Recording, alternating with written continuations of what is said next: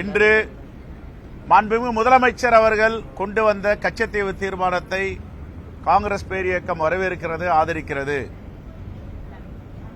அதே நேரத்தில் சில உண்மைகள் மறைக்கப்பட்டிருக்கின்றன. அன்னை இந்திரா காந்தி அவர்கள் தாரை வார்த்து கொடுத்து விட்டார்கள் என்று ஒரு சில தலைவர்கள் அங்கே பேசினார்கள். அது உண்மை இல்லை. உண்மைக்கு புறம்பான செய்தியை பரப்பி வருகிறார்கள். நாங்கள் சொல்வதெல்லாம் ஆதாரபூர்வமானது. நாங்கள் சொல்வதெல்லாம் நாடாளுமன்றத்திலும் சட்டமன்றத்திலும் இருக்கின்ற அவை குறிப்பிலிருந்து பேசுகிறோம். புத்தகங்கள் வாயிலாக வந்திருக்கின்ற உண்மை செய்திகளை இன்று பதிவு செய்திருக்கிறோம். 1921ஆம் ஆண்டு சென்னையில் இருந்த மாவட்ட ஆட்சித்தலைவரும் இலங்கையில் இருந்த மாவட்ட ஆட்சித்தலைவர் காரல் பக்ஸும் சென்னையில் இருந்த மில்டன் அவர்களும் ஒரு ஒப்பந்தத்தை போடுவதற்கு முயற்சி செய்தார்கள். கச்சத்தீவு இலங்கைக்கு அருகாமையில் இருக்கிறது, அதை கொடுக்க வேண்டும் என்று. அந்த ஒப்பந்தம் பேச்சுவார்த்தையோடு நின்றது, சட்டமாக்கவில்லை. அதற்கு பிறகு பாகிஸ்தான் இலங்கையில விமான படை தளத்தை அமைப்பதற்கு முயற்சி செய்தன, ஒத்திகை செய்தது. அதற்கு கடுமையான எதிர்ப்பை அன்னை இந்திரா காந்தி தெரிவித்தார். சீனாவும் ஊடுருவ முயன்றது, அதற்கும் கடுமையான எதிர்ப்பை தெரிவித்தார்கள். 6 லட்சம் இலங்கை வசிக்கின்ற தமிழர்கள், தமிழ்நாட்டை சார்ந்தவர்கள் 6 லட்சம் பேர் குடியுரிமை இல்லாமல் இருந்தார்கள். அவர்களை இந்தியாவிற்கு கொண்டு வந்தவர் அன்னை இந்திரா காந்தி அவர்கள். 50 ஆண்டுகளாக இந்திய சுதந்திர காற்றை சுவாசித்துக் கொண்டிருக்கிறார்கள். 1.5 லட்சம் மலையக தோட்ட தொழிலாளர்கள் குடியமர்த்தப்பட்டிருக்கிறார்கள். இதையெல்லாம் அன்னை இந்திரா காந்தி வழிகாட்டுதலில் நடந்தது, அவருடைய ஆட்சியில் நடந்தது. தமிழர்கள் ஒருபோதும் இதை மறக்க மாட்டார்கள். அது மட்டுமல்ல, இலங்கையில தனி தமிழ் ஈழம் அமைய வேண்டும் என்று முதல் முயற்சி எடுத்து எல்லா உதவியும் செய்தவர் அன்னை இந்திரா காந்தி. தமிழர்களை பாதுகாக்கப்பட வேண்டும் என்று.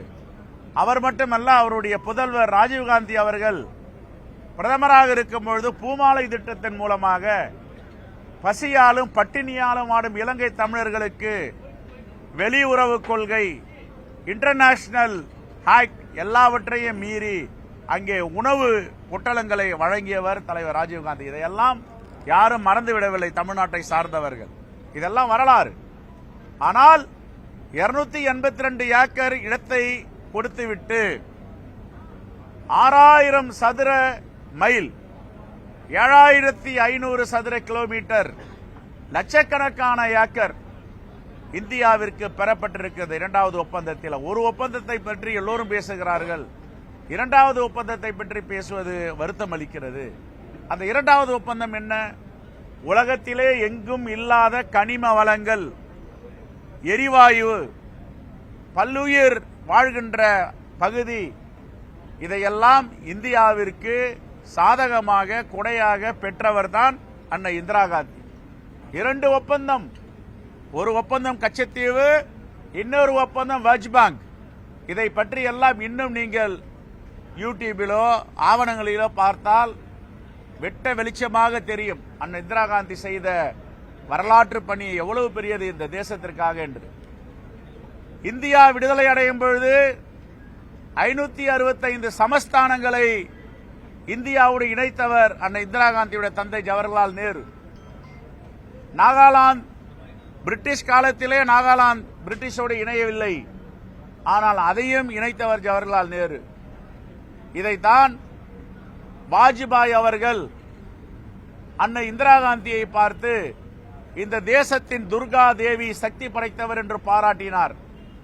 அவர் பாராட்டினார். இன்று நரேந்திர மோடிக்கு பாராட்டுவதற்கு மனமில்லை. இப்படி பல திட்டங்களை இந்தியா வளர்வதற்கும் வளர்ச்சி அடைவதற்கும் கொடையாக கொடுத்தவர் அன்னை இந்திரா காந்தி அவர்கள்.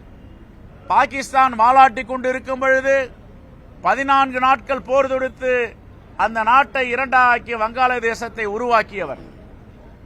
உலக நாடுகள்லாம் உயர்த்து பார்த்தது, இந்தியாவிற்கு இவ்வளவு பெரிய சூப்பர் பவர் கண்ட்ரிக்கு இல்லாத அதிகாரமா என்று.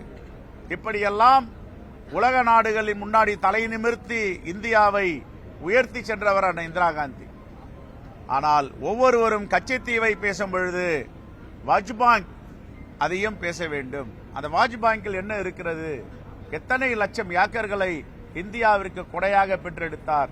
இவர் கொடுத்ததைத்தான் நரேந்திர மோடியோட ஆட்சி 6 மாதங்களுக்கு முன்பு மிஸ்டர் பூரி சிங் அவர்கள் ஏலமிட்டார்.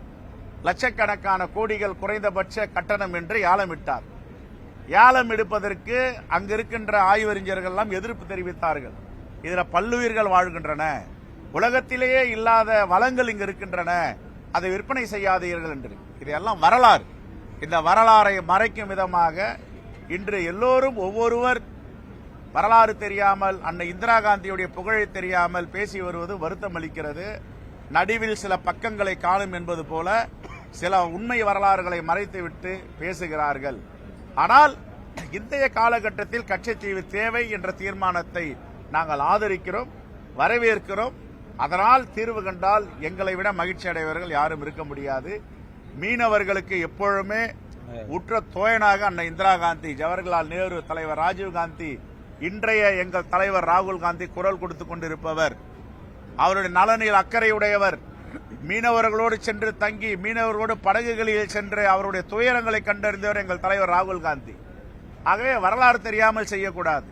இப்ப கூட வரும்பொழுது இங்க நிருபர்கள் கேட்டாங்க, எதிர்க்கட்சி தலைவர் நீங்கள் இருக்கும் போது காங்கிரஸோடு செஞ்சிருக்கலாமே. இவங்களும் எங்க கூட இருந்தாங்கல்ல.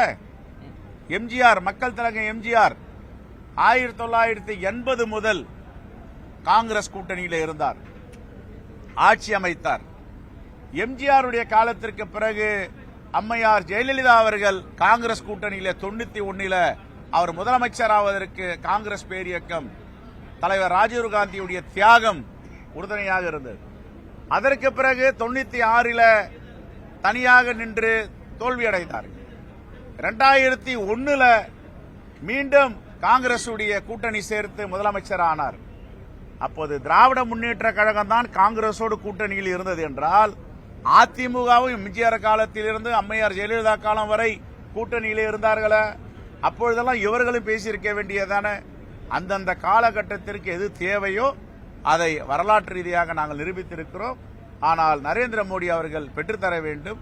ஏற்கனவே 2014 தேர்தல் வாக்குறுதியாக ராமநாதபுரத்தில் தாமரை மாநாடு என்று ஒன்று நடத்தி, நாங்கள் வந்தால் சர்வதேச எல்லையில கப்பற்படையை நிறுத்துவோம், ஒரு மீனவர்கள் இறக்க மாட்டார்கள், ஒரு மீனவர் வலை சேதப்படுத்தப்பட மாட்டாது, ஒரு படகுகள் உடைக்கப்பட மாட்டாது, ஒரு மீனவர்களை நீதிமன்றத்தில் இலங்கையில நிறுத்த அனுமதிக்க மாட்டோம் என்றார்களே. 14க்கு பிறகு எவ்வளவு பெரிய படுகொலைகள், எவ்வளவு பெரிய துப்பாக்கி சூடு, எவ்வளவு வலைகள் கிழிக்கப்பட்டன, எவ்வளவு வலைகள் நாசமாக்கப்பட்டன, எவ்வளவு படகுகளை பறிமுதல் செய்யப்பட்டன, எவ்வளவு படகுகளை உடைத்து சேதாரமாக்கின, எத்தனை மீனவர்கள் ஜலசமாதி அடைந்திருக்கிறார்கள். இதுக்கெல்லாம் மோடி அரசு பதில் சொல்ல வேண்டும். இதை விட்டுட்டு வாக்குறுதியை நிறைவேற்றாமல் நீங்க காங்கிரஸ் ஆட்சியில் கொடுத்தா சும்மா இணையாசகமா கொடுத்துட்டாங்க. கொடுத்தது 282 ஏக்கர், பெற்றது பல லட்சம் ஏக்கர். சாதாரண இடம் இல்ல. கச்சத்தீவில் பருத்தி உடைய வலைய உலர வைக்கலாம், ஓய்வெடுக்கலாம் இருக்கு சட்ட திட்டங்கள். அங்க தண்ணி கூட கிடையாது. ஆனால் அன்னை இந்திரா காந்தி இந்த தேசத்திற்கு பெற்றிருக்கின்ற இடங்கள் வாஜ்பாய் திட்டத்தின் மூலமாக பல லட்சம் ஏக்கர். இதையெல்லாம் மரியாதை மிக்க மாண்புமிக்க அரசியல் கட்சி தலைவர்கள் படித்து வந்து அந்த இந்திரா காந்தியுடைய பெருமையை பேச வேண்டும். என்ன சொல்றாங்க, இது வந்து அரசியல் ஸ்டாண்டு, அப்கமிங் எலெக்ஷனுக்கே இதுதான் ஸ்டாண்டு, அதனாலதான் காங்கிரஸ் திமுக இதை கொண்டு வராங்க. இல்லையே, இது பல காலங்கள் பேசிட்டு வரமே. இது முதல்ல இல்லையா வழக்கு நிலுவையில் இருக்கு. இப்ப நான் கேட்கிறேன், அப்படின்னா இப்ப இருக்கிற வெளியுறவுத்துறை அமைச்சர் ஜெய்சங்கர், அப்ப வெளியுறவு செயலாளர், அவர் என்ன சொல்றாரு? இலங்கைக்கு அருகையில் உள்ள கச்சத்தீவை கொடுத்தது நியாயம் என்றார். நியாயப்படுத்தி பேசி இருக்கார். ஆர்டிஐல இருக்கு எங்க கிட்ட. முகுல் ரோஹித், இந்த தேசத்துடைய அட்டார்னி ஜெனரல், அவர் என்ன சொல்லுகிறார்? யுத்தம் நடத்தியா அந்த இடத்தை பெற முடியும், அது கொடுத்ததுதான். அதற்கு பதில் நாம் ஏராளமான இடங்களை பெற்றிருக்கிறோம் என்று சில இடங்களில் தெரிஞ்சோ தெரியாமலேயோ பாஜகவுடைய தலைவர்கள் அன்னை இந்திரா காந்தியுடைய பெருமையை பேசத்தான் செய்கிறார்கள். மாண்புமிகு எதிர்க்கட்சி தலைவர் புரிந்து கொள்ள வேண்டும். நீங்களும் எங்களோடு கூட்டணியில் இருந்தீர்கள். உங்களுடைய தலைவர் மக்கள் திலகமும் காங்கிரஸோடு கூட்டணியில் இருந்தார். அம்மையார் அவர்களும் எங்களோடு கூட்டணியில் இருந்தார்கள். அப்பொழுது எல்லாம் நீங்கள் ஏன் வாய் திறக்கவில்லை என்று நாங்கள் அப்படி கேட்பதற்கு தயாராக இல்லை. எல்லோரும் முயற்சி செய்வோம். மாண்புமிகு முதலமைச்சர் கொண்டு வந்த தீர்மானத்தை வெற்றி பெற செய்வோம். கச்சத்தீவை மீட்டெடுப்போம். அப்பொழுது காங்கிரஸ் கொடுக்கும் பொழுது இங்க வந்து முன்னாள் முதலமைச்சர் கலைஞர் இருந்தாரு. அவருக்கு தெரிஞ்சுதான் காங்கிரஸ் கொடுத்ததா இல்ல தெரியாம கொடுத்தா? உள்ள டிபேட் போது அது திரும்ப வந்தது. அது வந்து வெளியுறவுத்துறைக்கும் மாண்புமிகு முதலமைச்சர் அப்ப இருந்த முதலமைச்சருக்கு தான் தெரியும். ஆனா ஒண்ணு மட்டும், பத்திரிகையாளர்கள்லாம் நீங்க ஆய்வு பண்ணுங்க. தயவு கூர்ந்து நீங்களாம் மெத்த படித்தவர்கள் எல்லாரும் இங்க நிக்கிறவங்க எல்லாம் 282 ஏக்கர் குடிக்க தண்ணி கூட இல்லாத ஒரு வானம் பார்த்த பூமியை ஒரு சின்ன இடத்தை கொடுத்துட்டு அன்னை இந்திரா காந்தி இந்தியாவிற்கு எத்தனை லட்சம் ஏக்கரை பெற்றெடுத்திருக்கிறார். ஒரு அக்ரிமெண்ட் பார்க்க கூடாது, ரெண்டு அக்ரிமெண்ட் பார்க்கணும். உங்களோட பார்வையில சரிதான். இப்பவும் சரிதான். இல்ல நாங்க எப்பவுமே அதை வித்ரா பண்ணலாம். அப்பவும் சரிதான். ஆனா மீனவர்கள் வந்து கச்சத்தீவை மீட்டெடுத்துட்டா நாங்க சுதந்திரமா மீன் பிடிக்க முடியும். எங்க வலையை கிழிக்க மாட்டாங்க, எங்க படகை சாதாரண படகு யாரும் ஒருத்தரும் சொல்லல. மீட்டெடுப்பது நம்முடைய கடமை, மீட்டெடுக்கிறோம். அதுல மாற்று கருத்து கிடையாது. ஆனால் இந்திரா காந்தி ஒருபோதும் தவறு செய்யவில்லை என்பதை நாட்டு மக்கள் தெரிந்து கொள்வார்கள். அவர்கள் தெரியும். நீ பத்திரிகையாளர் நீங்க பாங்க, போயிட்டு வந்து வெஜ் பேங்க்னு போடுங்க. இந்திரா காந்தியோட உடன்படிக்கை எத்தனை லட்சம் ஏக்கர், அங்க இருக்கிற கனிம வளங்கள் என்ன, அங்க இருக்கிற பல்லுயிர்கள் விலை மதிக்க முடியாதது. இதெல்லாம் அவங்க ஏத்துக்கிறாங்க. பொலிட்டிக்கலா கேக்குறப்ப கலைஞருக்கு தெரிஞ்சுதான் காங்கிரஸ் கொடுத்ததா இல்ல கலைஞருக்கு தெரியாம கொடுத்ததா? அவரே வந்து ஒரு கமிட்டியை போட்டு பேராசிரியர், சட்ட பேராசிரியர் போட்டு எல்லாம் வாதம் பண்ணி இருக்காரு. செழியன் வந்து நாடாளுமன்றத்தில் பேசி இருக்காரு. சாப்டர் 5 என்ன சொல்லுது அந்த சட்டத்துல, தீர்மானத்துல சாப்டர் 6 என்ன சொல்லுது? சாப்டர் 5 ரொம்ப தெளிவா இந்திய மீனவர்களும் இலங்கை மீனவர்களும் அந்த இடத்தில் மீன் பிடிக்கலாம். அத்தோனியார் கோவிலுக்கு விசா இல்லாமல் சென்று வரலாம். பருத்தி வலைகளை காயப்படலாம்னு அந்த ஆக்ட்ல சொல்லுது. சாப்டர் 5. சாப்டர் 6 என்ன சொல்லுது?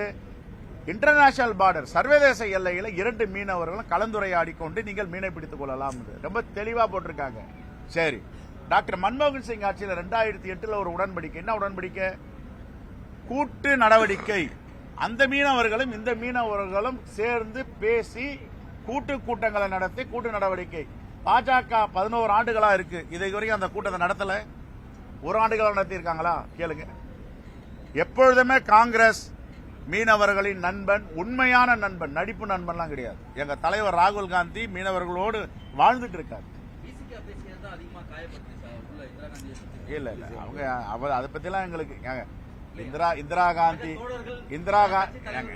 விசிகாவோ மாற்று கட்சியோ இந்திரா காந்தியுடைய பெயருக்கு முன்னால் யாரும் பேச முடியாது. அங்க 2 விஷயம் தான். வாஜ்பாய் யாரு? நரேந்திர மோடி, RSS, பிஜேபியால் ஏற்றுக்கொண்ட மகா புருஷர், சக்தி வாய்ந்தவர். பிஜேபி வாஜ்பாய் அவரே சொல்றாரு, துர்கா தேவி அம்மையார் இந்திரா காந்தி. துர்கா தேவி என்னன்னா எல்லா சக்தியும் படைத்தவர், நாட்டை காப்பவர், நாட்டை பாதுகாப்பவர் தான் துர்கா தேவி, சக்தி படைத்தவர். அவரே சொல்லிட்டாரு. அப்புறம் இவங்க சொல்றதெல்லாம் என்ன இருக்கு? ரைட், நன்றி. அதை நாங்கள் எதிர்க்கிறோம்.